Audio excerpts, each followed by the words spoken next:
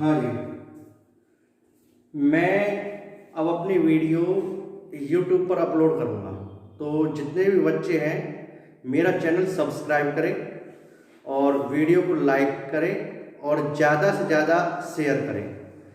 अब मेरी टोटली जो पढ़ाई होगी आपकी IIT प्लस स्कूलिंग दोनों ही YouTube चैनल पर होगी। मैं अपना लिंक आपको शेयर कर दूंगा।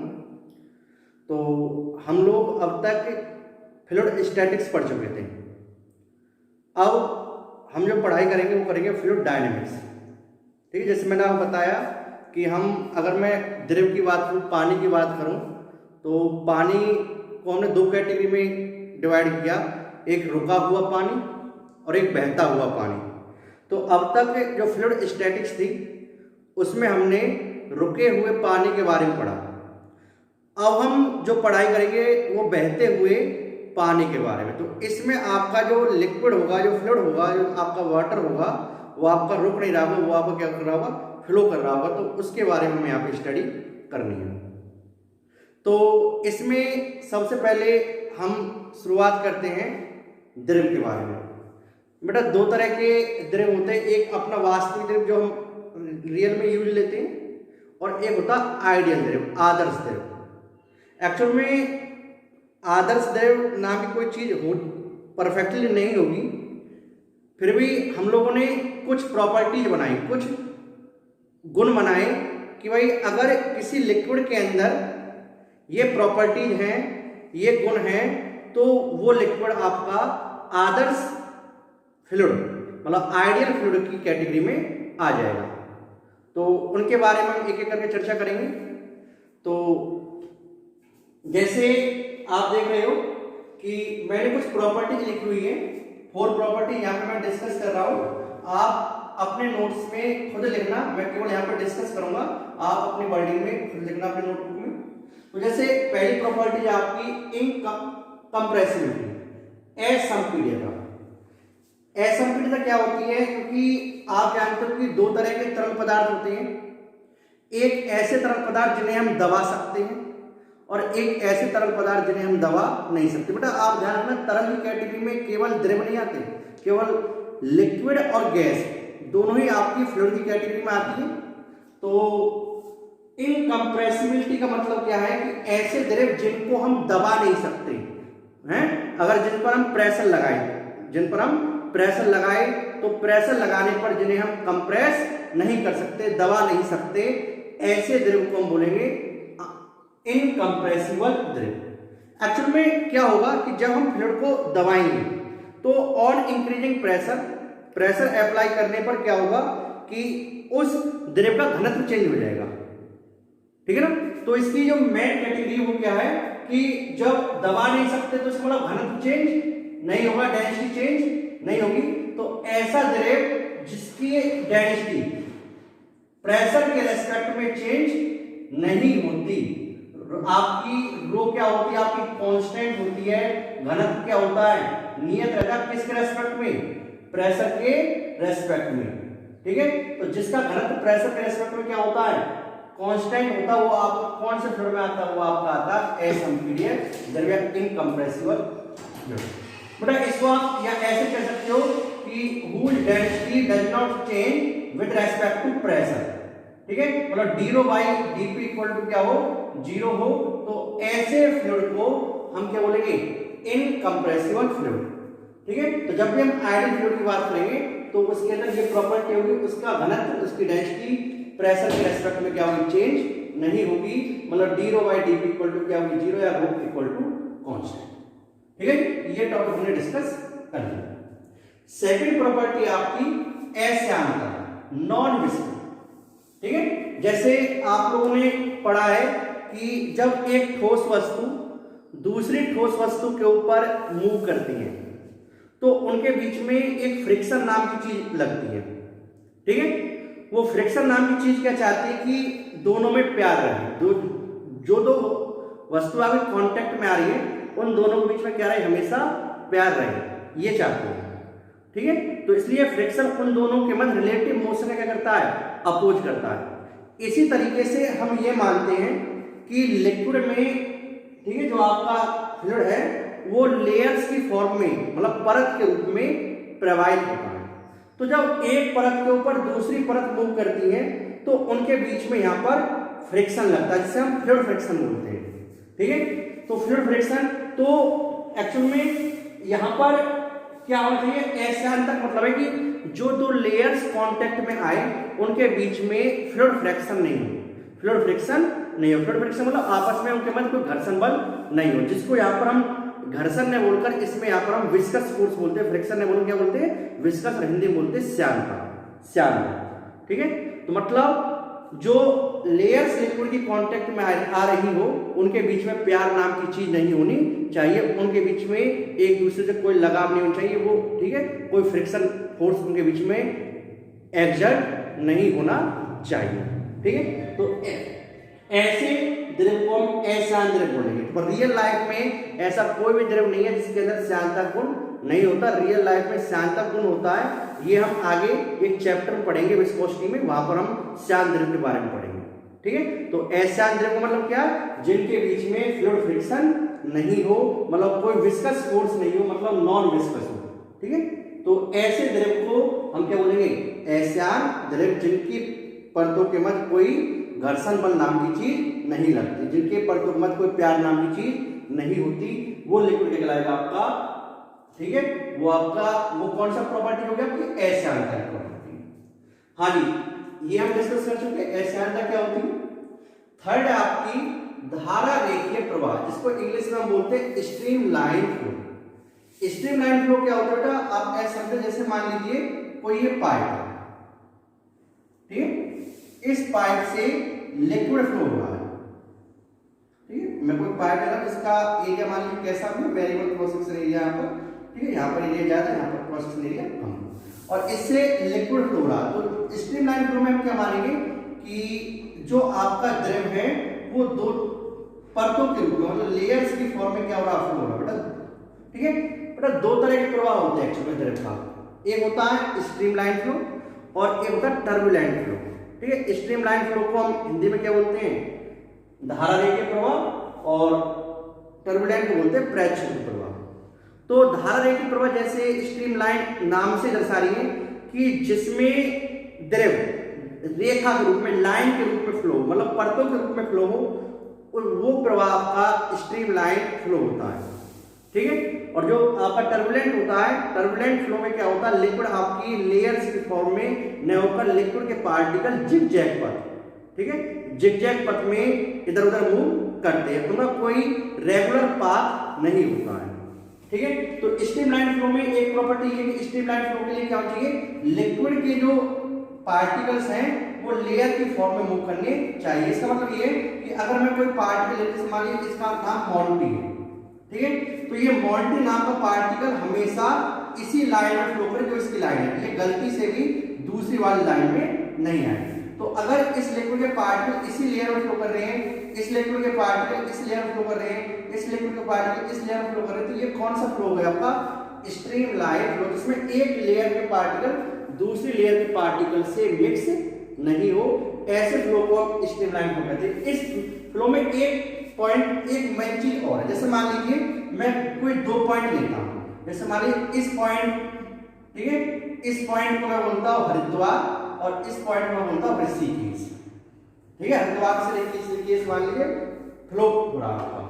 तो अगर यहां पर जब पार्टिकल पहुंचा हरिद्वार, तो इस जगह अगर पार्टिकल की वेलोसिटी कितनी है, 10 मीटर पर सेकेंड, तो कोई जरूरी नहीं है कि हर समय इसकी वेलोसिटी क्या हो, 10 मीटर पर सेकेंड हो, ये कोई जरूरी नहीं है। मान लीजिए यहाँ पर पार्टिकल की वेलोसिटी है 20 मीटर पर सेकेंड। तो अब स्ट्रीम लाइन फ्लो में क्या होगा कि एक पर्टिकुलर पॉइंट पर, जिस इस पॉइंट से, अब जैसे मान लीजिए इसके पीछे बहुत से पार्टिकल आ रहे हैं या इससे आगे बहुत से पार्टिकल जा रहे हैं, तो इस पॉइंट पर जितने भी पार्टिकल इससे पीछे होंगे, ठीक है, जब वो इस पॉइंट पर पहुंचेंगे तो इस पॉइंट पर हर पार्टिकल कितनी वेलोसिटी अचीव करेगा, हरिद्वार के 10 मीटर पर सेकेंड।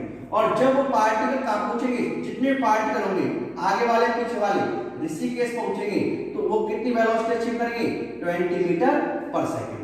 ठीक है, तो इसका मतलब ये हुआ कि जो वेलोसिटी है ठीक है, एक पर्टिकुलर पोजीशन पर हर पार्टिकल की वेलोसिटी स्ट्रीमलाइन फ्लो में क्या होती है, कांस्टेंट होती है। ठीक है, हर जगह सेम हो ये कोई जरूरी नहीं है, बट एक पर्टिकुलर पॉइंट पर जितने पार्टिकल इस पॉइंट में क्रॉस करेंगे उस हर पार्टिकल की वेलोसिटी क्या होगी, कांस्टेंट होगी। इस तरह के फ्लो को क्या बोलते हैं, स्ट्रीमलाइन फ्लो कहते हैं। आपकी जो थर्ड प्रॉपर्टी हम डिस्कस कर चुके, धारा रेखीय प्रवाह क्या होता है, स्ट्रीमलाइन फ्लो क्या होता है, ये आप अपनी वर्डिंग में लिख लेना जो मैंने बोला। ठीक है, हाँ जी, फोर्थ प्रॉपर्टी आपकी अघूर्णनता, इरोटेशनल फ्लो। इरोटेशनल फ्लो क्या होता है बेटा, इसको आप ऐसे समझो कि जैसे ये लिक्विड फ्लो हो रहा है ना, आपका ये लिक्विड फ्लो हो रहा है, अब जैसे नाम दर्शा रहा है अघूर्णन, इसमें घूर्णनता कोण नहीं, मतलब इसमें रोटेट नहीं हो सके। अगर मान लीजिए इस फ्लो में मैं कोई बॉल है, ठीक है, किसी बॉल को मैं इसमें डाल देता हूं, मैंने इसको बॉल डाल दी, तो अब इस बॉल पर हो सकता है टॉर्क भी लगे और फोर्स लगेगा, है ना, तो इसका इसकी हो सकती है रेखीय गति के साथ साथ घूर्णन गति हो। बट यहाँ पर आइडियल फ्लो में हम क्या मानते हैं कि ये लिक्विड, इसके पास कोई टॉर्क नाम की चीज नहीं है, इस पर कोई टॉर्क नाम की चीज नहीं है, इस पर कोई बलागुण नहीं लग रहा, ये घूम नहीं रहा, इस पर केवल फोर्स लग रहा है, इसके पास केवल रेखीय वेग है, लीनियर वेलोसिटी है, इसके पास कोई एंगुलर वेलोसिटी नहीं है।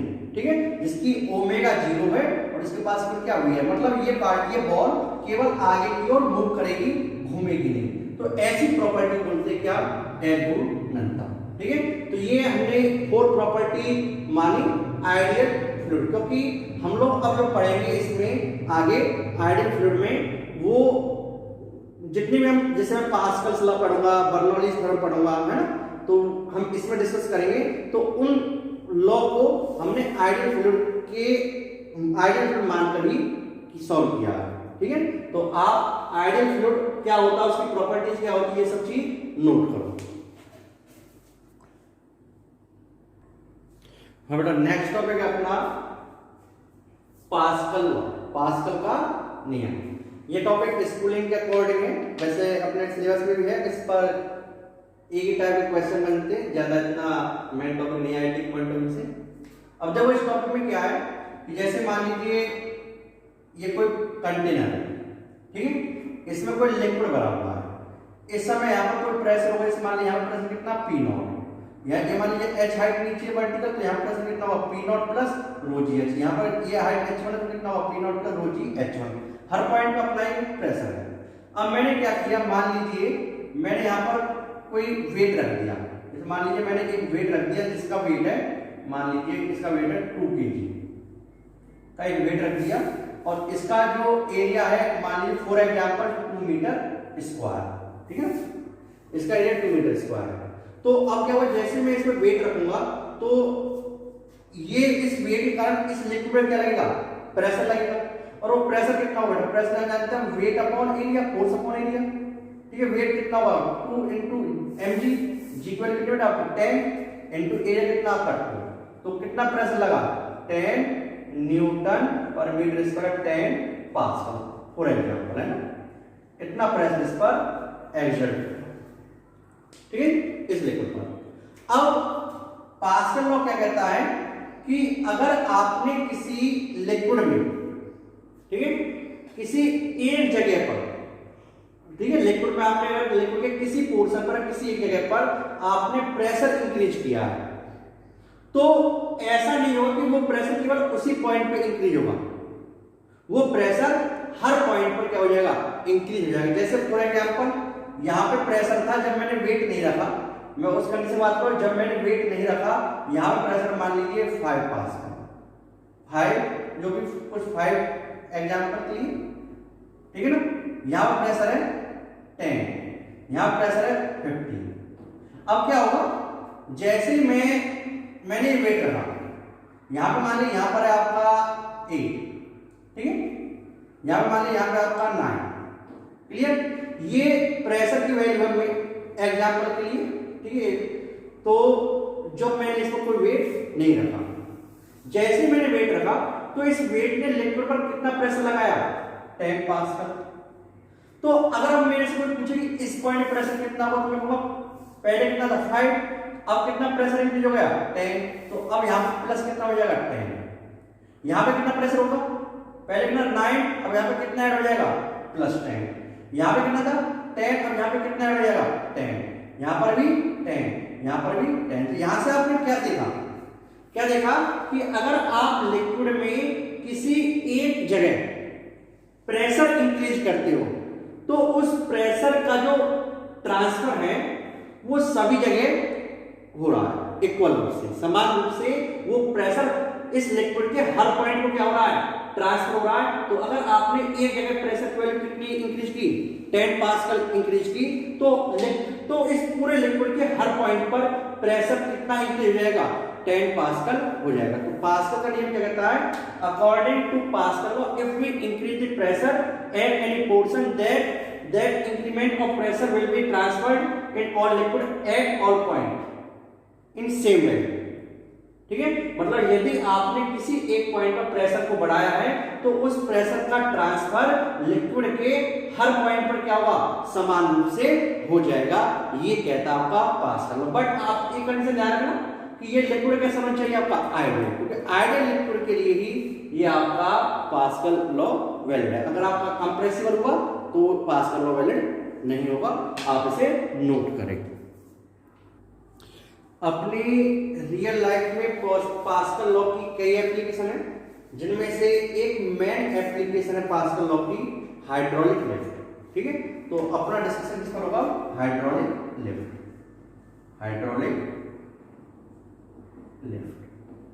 बेटा जैसा आपको मैंने डायग्राम लिखा हुआ है, ये आपकी हाइड्रोलिक लिफ्ट का डायग्राम है। तो हाइड्रोलिक लिफ्ट क्या है, इस हिसाब से हम लोग जानते हैं कि इसे लिफ्ट उठा रही है तो उठाने वाली चीज। तो हाइड्रोलिक लिफ्ट क्या है, ऐसी मशीन है जिस पर हम कम फोर्स लगाकर एक हैवी वेट को आसानी से उठा सकते हैं इस फ्लूइड की सहायता से, और किसके लॉ से, पास्कल के लॉ से। ठीक है, तो अब पास्कल लॉ क्या कहता है, इसे सुनो। ठीक है, जैसे आप जानते हो कि हाइड्रोलिक लिफ्ट का यूज हम किसमें करते हैं, किसी हैवी वेट को उठाने में करते हैं। तो पास्कल लॉ की हेल्प से हम किस तरह करेंगे, ये देखो आप। तो जैसे आपका अरेंजमेंट आपको दिख रहा है, ये आपकी हाइड्रोलिक लिफ्ट है। इधर आप देख लो कि इधर एरिया ऑफ क्रॉस सेक्शन छोटा है, इधर एरिया ऑफ क्रॉस सेक्शन मतलब अनुप्रस्थ काट बड़ा है। ठीक है, इसका एरिया ऑफ क्रॉस सेक्शन कितना है, A1, इसका एरिया ऑफ क्रॉस सेक्शन कितना है, A2। तो इसका अनुप्रस्थ काट A1, इसका अनुप्रस्थ काट A2। अब यहां पे मान लीजिए, ठीक है, मैंने इस पिस्टन पर F11 लगाया, कितना फोर्स लगाया, F11। तो बेटा जब मैं F11 लगाऊंगा तो यहां पर कितना प्रेशर इंक्रीज हुआ, तो इस पॉइंट पे प्रेशर कितना इंक्रीज हुआ, मैंने कहा P1 प्रेशर इंक्रीज हुआ, या P प्रेशर इंक्रीज हुआ, और P की वैल्यू कितनी होगी, F1 बाई A1।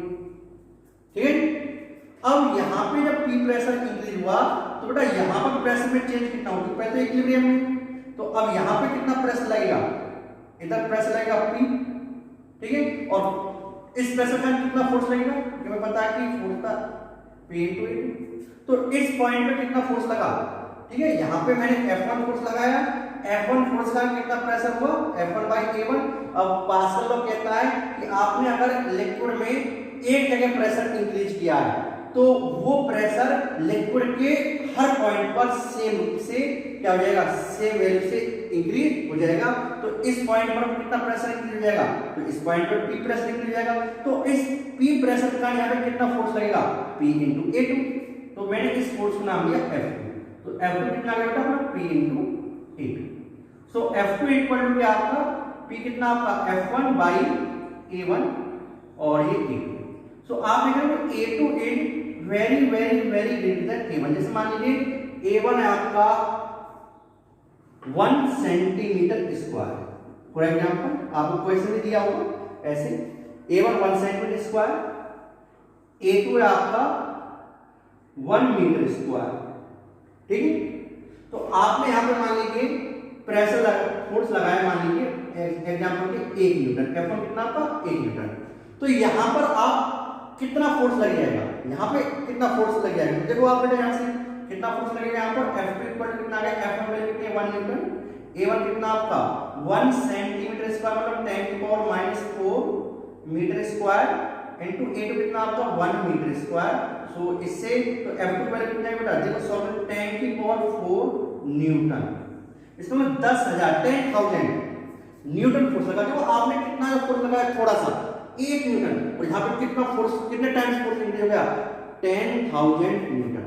तो यहाँ पर अगर कोई हैवी बॉडी यहाँ पे रखी हुई है, ठीक है, मान लीजिए कोई व्हीकल है तो यहाँ पे रखा हुआ है, तो आप उस व्हीकल को आसानी से यहाँ पे क्या कर सकते हो, लिफ्ट कर सकते हो। तो this is the application of press pascal law. Hydraulic lift की सहायता से इस तरीके से हम क्या कर सकते हैं, हेवी वेट उठा सकते हैं। तो इस पर अगर न्यूमेरिकल आएगा तो इस तरह का ही न्यूमेरिकल होगा, आपको F1 दिया होगा, A1 दिया होगा, A2 दिया होगा, F2 पूछेगा, तो सिंपल आप फॉर्मूला बेस करेंगे, आपको मैंने कॉन्सेप्ट समझा दिया और न्यूमेरिकल सॉल्व करेंगे। तो आप इसे नोट करें। हाँ बेटा, नेक्स्ट टॉपिक है अपना इक्वेशन ऑफ कंटिन्यूटी, सातत्य का समीकरण। अब देखो ये इक्वेशन ऑफ कंटिन्यूटी क्या कहती है, मान लीजिए आपके पास एक पाइप है, ठीक है, ये पाइप कुछ ऐसे है, ऐसे ये आपको दिख रहा है इस तरीके से ना, यहाँ पे इस और इसका जो एरिया ऑफ क्रॉस सेक्शन है, मतलब जो अनुप्रस्थ काट है, वो प्रत्येक जगह एक समान नहीं है, जैसे आपको डायग्राम में दिख रहा है। इस पाइप से कोई लिक्विड फ्लो कर रहा है, ठीक है ना। अब आपकी इक्वेशन ऑफ कंटिन्यूटी क्या कहती है, ठीक है ना। इस इक्वेशन ऑफ कंटिन्यूटी को हम इनकम्प्रेसिबल फ्लूइड के लिए भी अप्लाई कर सकते हैं। ऐसा नहीं कि ये केवल, सॉरी, कंप्रेसिबल के लिए भी अप्लाई कर सकते हैं, ठीक है। इनकम्प्रेसिबल और कंप्रेसिबल दोनों के लिए ही वैलिड है। तो इक्वेशन ऑफ कंटिन्यूटी क्या कहती है, जैसे मान लीजिए मैंने यहाँ पर दो सेक्शन कट किए, मान लीजिए एक सेक्शन मेरा ये पाइप है ना, ये सेक्शन मेरा 1 है और ये सेक्शन अपना 2 है। इस सेक्शन 1 से लिक्विड फ्लो कर रहा है। इस सेक्शन 1 पर जो अनुप्रस्थ काट वाला एरिया ऑफ क्रॉस सेक्शन है इसका A1 है, जो वेलोसिटी है लिक्विड की, वो वेग, वो V1 है, और मैं कह रहा हूं यहाँ पे लिक्विड का जो घनत्व है, डेंसिटी वो कितनी है, ρ1 है। इसी तरीके से यहाँ पर area of cross section A2 अनुप्रस्थ काट, वेलोसिटी वेग V2 है, और जो आपका जो घनत्व है लिक्विड का वो कितना है। तो इक्वेशन ऑफ कंटिन्यूटी ये कहती है कि 1 सेकंड में जितना मास वाटर का इसके अंदर इंटर करेगा, 1 सेकंड में जितना वाटर इसके अंदर इंटर करेगा, 1 सेकंड में उतना ही वाटर इसके अंदर बाहर जाएगा। अब देखो 1 सेकंड में कितना वाटर इंटर करेगा, कितनी लेंथ करेगा, 1 सेकंड में कितनी लेंथ चलेगा, V1, वही इसका वेलोसिटी V1। तो यहां से चलेगा 1 सेकंड में वाटर ने इतना फ्लो किया, ठीक है। V1 वेलोसिटी तो कितनी लेंथ चला, कितनी लंबाई चला, V1 लंबाई चला, ठीक है। और यहां पर 1 सेकंड में कितनी लेंथ चलेगा, ठीक है, V2। तो V2 लेंथ चलेगा, तो ये आपकी मान लीजिए आपकी V2 लेंथ, तो इतना पानी यहां से 1 सेकंड में बाहर आ गया। तो इक्वेशन ऑफ कंटिन्यूटी कहती है कि जो मास इस वाटर, जितना मास 1 सेकंड में इसके अंदर इंटर कर रहा है लिक्विड का, उतना ही मास 1 सेकंड में से क्या हुआ, बाहर निकल जाएगा। जितना लिक्विड इसके अंदर जा रहा है उतना ही लिक्विड इससे बाहर निकलेगा 1 सेकंड में। तो आप कह सकते हो कि dm/dt एट सेक्शन 1 पर जो होगा, dm/dt एट सेक्शन 2 पर जो होगा, ठीक है, तो कह सकते हैं कि dm/dt एट सेक्शन 1 इक्वल क्या होगा, dm/dt एट सेक्शन 2। मतलब दोनों जगह rate of flow of mass क्या होगा, आपका सेम होगा।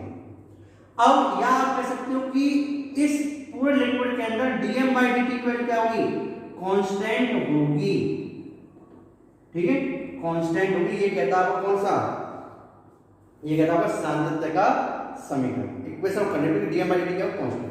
अब आपको पता है d/dt, अब m इक्वल टू क्या है, रो a v, ठीक है, m की वैल्यू है, तो रो a v इक्वल टू क्या आ गया, आपकी कांस्टेंट आ गई, ठीक है ना। तो आप ये भी कह सकते हो dm, अगर मैं छोटे से मास की बात करूं, ठीक है, मेरा छोटी मास है, तो इसके dm की वैल्यू क्या होगी, इसके dm की वैल्यू क्या होगी, डेंसिटी, मैंने यहाँ डेंसिटी ρ1 इनटू इस छोटे से पोर्शन का वॉल्यूम, इसका वॉल्यूम क्या होगा, देखो वॉल्यूम कितना हुआ, A1, एरिया प्लस कितना A1, और देखो ये कितना चला, ये कितनी लेंथ है इसकी, मान, ठीक है, ये लेंथ कितनी वेलोसिटी चल रहा है, V1, तो dt टाइम में कितनी लेंथ चलेगा, v1 into dt, v1 into dt। ये क्या है, ये लेंथ है इसकी लंबाई, ठीक है, इसकी लेंथ। भाई dt टाइम में क्योंकि कितनी वेलोसिटी चला v1 से, तो जैसे आप कहते हो 2 मीटर पर सेकंड चला, तो 1 सेकंड में कितनी दूरी तक चलेगा, 2 मीटर, 2 सेकंड में 4 मीटर। तो ऐसे 1 सेकंड में कितना चलेगा v1 दूरी, तो dt समय में कितना टाइम चलेगा v1 dt। तो ये लेंथ कितनी हो गई v1 dt डिवाइड बाय यहाँ पे डेंसिटी कितनी है ρ1 मानी, तो आपका द्रव्यमान का घनत्व बना आयतन, density into volume divide by dt, ठीक है, इस तरीके से इक्वल टू क्या होगी, ये वैल्यू क्या होगी कांस्टेंट हो, जैसे मान लीजिए रो ए वी जनरल लेगा, तो rho a v dt equal to constant, ठीक है। तो अब dt से आपका dt कैंसिल हो जाएगा, तो यहां से क्या आएगा रो ए वी इक्वल टू क्या आ गया आपका कांस्टेंट, ठीक है। तो आप यहां से कह सकते हो, अगर इसमें इसके लिए बात करूं तो dm by dt वैल्यू यहां पे कितनी होगी, यहां पे डेंसिटी कितनी है रो1, एरिया पर कितना a1, और कितनी लेंथ चलाए dt टाइम में v1 dt इक्वल टू यहां पे क्या होगा सेक्शन 2 में डेंसिटी कितनी है रो2, एरिया पर कितना है a2, और कितना चला है dt टाइम में v2 into dt, तो dt से dt कैंसिल, तो यहां से आपको क्या आ गया this implied rho one a1 v1 equal to rho two a2 v2, या आप कह सकते हो दिस इंप्लाइड क्या आ गया rho a v equal to constant at every section, ठीक है। इस के हर सेक्शन पर क्या वैल्यू कांस्टेंट होगी रो ए वी कांस्टेंट होगी।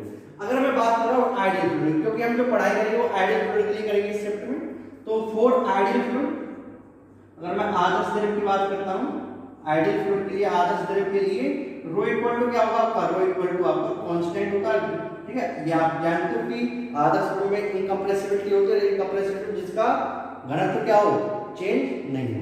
तो अगर ये रो ए भी कांस्टेंट, तो ये कांस्टेंट इधर चले जाएगा, तो कांस्टेंट डिवाइड बाय कांस्टेंट क्या होगा कांस्टेंट, तो यहां से कह सकते हैं हम a भी इक्वल टू क्या होगा कांस्टेंट। बेटा यहां पे v वेलोसिटी है, ये एरिया ऑफ क्रॉस सेक्शन है, तो आप कह सकते हो कि a1 v1 इक्वल टू क्या है a2 v2। ये भी आपकी इक्वेशन ऑफ कंटिन्यूटी है, ठीक है। कैसे लिक्विड के लिए, ये तो हर प्रकार के लिक्विड के लिए, चाहे इनकंप्रेसिबल चाहे कंप्रेसिबल हो, बट ये किसके लिए इनकंप्रेसिबल फ्लूइड के लिए।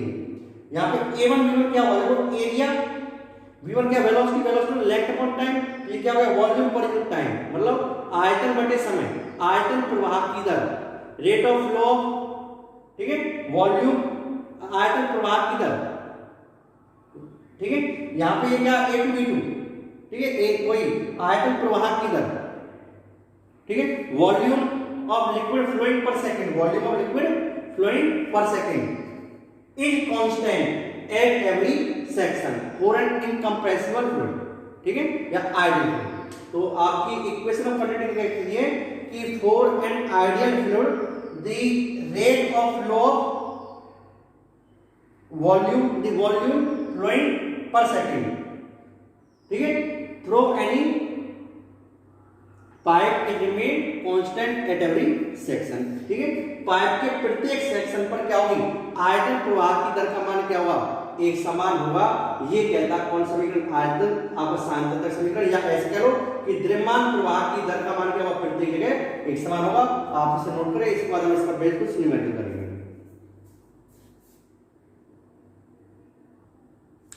हाँ जी, यहाँ पर हम इस पर बेस कुछ न्यूमेरिकल करते हैं। जैसे बेटा आप देख रहे हैं यहाँ पर न्यूमेरिकल देखें इस पर, तो जैसे आपको पहला न्यूमेरिकल ये दिया कि एक पाइप है, ठीक है, इस पाइप का कुछ सेक्शन आपको दिखाया हुआ है यहाँ पे, इसका अनुप्रस्थ काट आपका एरिया क्रॉस सेक्शन हुआ आपका 10 सेंटीमीटर स्क्वायर, यहाँ पे वेलोसिटी कितनी है 10 मीटर पर सेकंड, इसका एरिया क्रॉस सेक्शन अनुप्रस्थ काट कितना 2 सेंटीमीटर स्क्वायर। इस सेक्शन में वेलोसिटी क्या होगी, और आपका जो लिक्विड है वो आइडियल है, ठीक है। तो आइडियल फ्लूइड का हमें पता है कि इसके लिए क्या होगा सिंपल फॉर्मूला बेस्ड क्वेश्चन है, इक्वेशन ऑफ कंटिन्यूटी लगाएंगे हम। तो इक्वेशन ऑफ कंटिन्यूटी कहती है आइडियल फ्लूइड के लिए a1 v1 equal to a2 v2। So a1 कितना आपको गिवन है 10 सेंटीमीटर स्क्वायर, v1 कितना आपका 10 मीटर पर सेकंड, a2 कितना दिया आपको 2 सेंटीमीटर स्क्वायर, आपको v2 कैलकुलेट करना है। तो सेंटीमीटर स्क्वायर सेंटीमीटर, और आपका 2 से ये 5, तो 10 into 5 कितना आ गया, v2 कितना होगा आपका 50 मीटर पर सेकंड। तो इस तरीके से ये क्वेश्चन सिंपल आप फॉर्मूला बेस्ड क्वेश्चन सॉल्व कर सकते हो। नेक्स्ट क्वेश्चन देखो, नेक्स्ट क्वेश्चन क्या है कि ठीक है पानी की टंकी वाली इस तरह की, ठीक है छोटी है, इससे क्या होगा वाटर निकल रहा है, इससे वाटर फ्लो हो रहा है। बट आप जानते हो कि जब इस तरह के नल से अगर पानी निकलता है तो जो आप देखते हो जैसे पानी जाता है तो इसकी जो मोटाई है पानी की वो धीरे धीरे कम होती जाती है, धीरे धीरे कम होती जाती है वो, ठीक है। ऐसे सब पानी निकल रहा तो इस तरीके से धीरे धीरे क्या हो जाती है, इसकी मोटाई कम होती हुई जाती है। तो आपसे क्वेश्चन ये है कि जब ये 5 मीटर नीचे, यहाँ से 5 मीटर नीचे, ठीक है, जो ये लिक्विड है इसकी वेलोसिटी क्या होगी, ठीक है 5 मीटर नीचे लिक्विड फ्लो कर रहा है, इसकी वेलोसिटी क्या होगी। अब देखो एक सेक्शन कम क्या हो जाएगा, इसके पीछे कारण है, क्योंकि आप जानते हो कि बेटा जैसे यहाँ पे जब लिक्विड फ्लो करेगा निकलेगा तो motion under the effect of gravity, gravity का से चलेगा, फोर्स लगेगा, ग्रेविटी का फोर्स लगेगा तो इसका एक्सेलरेशन मिलेगा, इससे त्वरण होगा तो इसका वेग बढ़ेगा। अब सांतत्य समीकरण क्या कहता है, सांतत्य समीकरण कहता है कि AB इक्वल टू क्या है, कांस्टेंट। तो जैसे जैसे नीचे जा रहा है तो इसकी वेलोसिटी क्या होती जाएगी, बढ़ती जाएगी, क्योंकि ये ग्रेविटी इफेक्ट है, गुरुत्वाकर्षण बल है, ठीक, वो किधर नीचे की ओर, जीव का इफेक्ट नीचे की ओर है, तो इसकी वेलोसिटी क्या होगी, बढ़ती भी जाएगी। तो जब अगर वेलोसिटी आपकी इंक्रीज हो रही है और A B का प्रोडक्ट क्या होता है कांस्टेंट, तो इसका एरिया ऑफ क्रॉस सेक्शन क्या होगा, डिक्रीज होना चाहिए। तो इसका एरिया ऑफ क्रॉस सेक्शन क्या होगा, डिक्रीज होगा। तो आपसे पूछा गया है कि 5 मीटर नीचे इसकी वेलोसिटी क्या होगी, अगर यहां पर इसका एरिया ऑफ क्रॉस सेक्शन आपको घट के आपको दे दिए कितना, ठीक नहीं 5 मीटर नीचे इसका एरिया ऑफ क्रॉस सेक्शन निकाले थे ना, इसका एरिया ऑफ क्रॉस सेक्शन क्या होगा, ये आपका क्वेश्चन है, इसका A2 क्या होगा, एरिया ऑफ क्रॉस सेक्शन क्या होगा, ये आपको निकालना है, ठीक है। और वेलोसिटी निकाल दीजिए, वेलोसिटी निकाल सकते हैं, इसकी वेलोसिटी क्या होगी, एरिया ऑफ क्रॉस सेक्शन क्या होगा, ये दोनों बताओ। तो अब ये चीज हम कैसे सॉल्व करेंगे, तो बेटा आपको पता है कि यहां पर अगर मैं वेलोसिटी निकालूं, ग्रेविटी इफेक्ट देखो, तो यहां पे एक्सेलरेशन हम कांस्टेंट मानेंगे, तो v स्क्वायर इक्वल टू क्या होता है, u स्क्वायर प्लस 2as, ठीक। तो v square equal to u square कितना बेटा आपका 2 का स्क्वायर, 2 a की वैल्यू कितनी है 10 और s कितना 5, तो v स्क्वायर इक्वल टू कितना आ गया 2 और 2 4, 5 100, तो v स्क्वायर कितना आ गया आपका 104, सो v की वैल्यू कितनी आ गया आपकी √104 मीटर पर सेकंड, जो भी आपका। तो ये आपकी v2 की वैल्यू है, जो क्या है v2 की वैल्यू कितनी √104 मीटर पर सेकंड, ये v2 की वैल्यू है, ठीक है। तो अब जब यहां पर तो आप बताइए A1 V1 इक्वल टू क्या होगा A2 V2, तो यहां से A1 आपको गिवन है 5